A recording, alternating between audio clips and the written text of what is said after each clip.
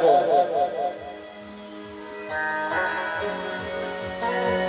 ये राकेश भैया के गीत था और बचपन से ही राकेश मिश्रा पवन भैया ऐसे बड़ा हुआ और कहीं भी जाते हैं तो पहले सबसे पहले गाना आवे के परी है मैया और हम चाहेंगे कि आप सब जोरदार ताली जरूर बजाइएगा इस भजन पे।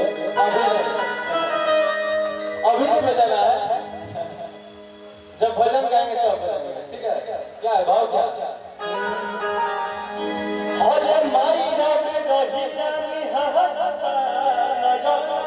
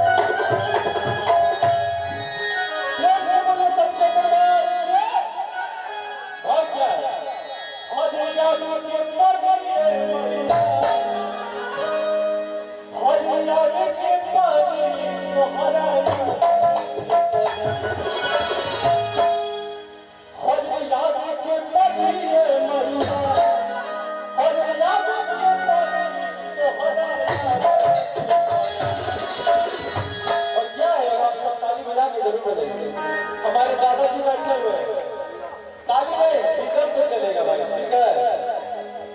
लव यू भाई, आप सपोर्ट कर रहे हैं, हम भी अपनी उम्र के क्या करना है?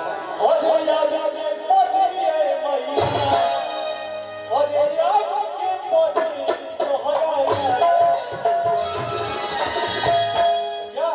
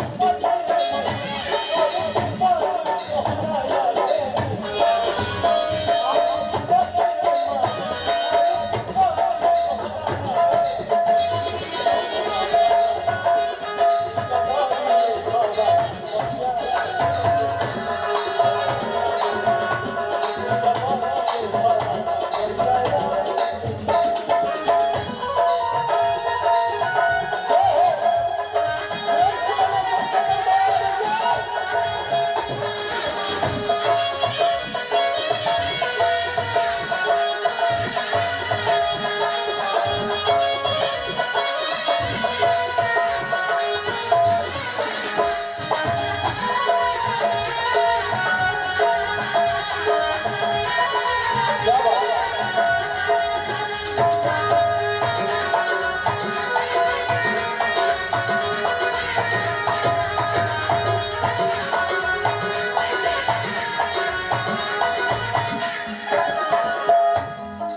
आगे भाव क्या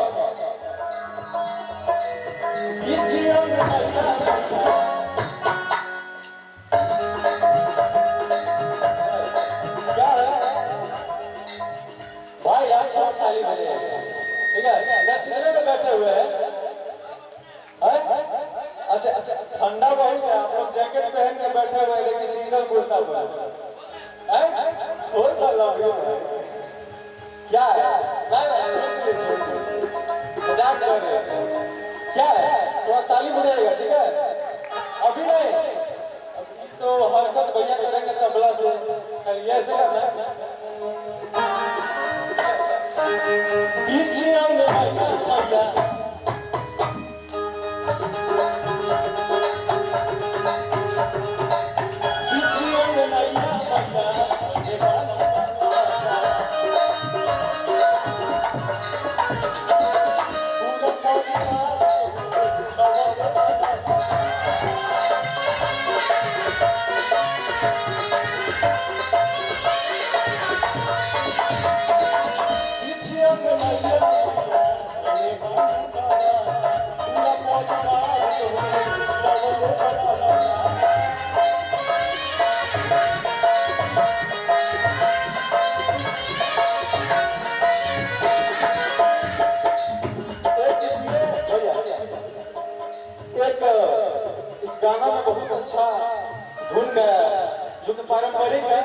हमारे गांव में जे भी माई बहन बा आप सब गावे ले जा याद है ये गाना सुने हैं क्या थोड़ा ताली बजाएगा थोड़ा चाची जगदम्बा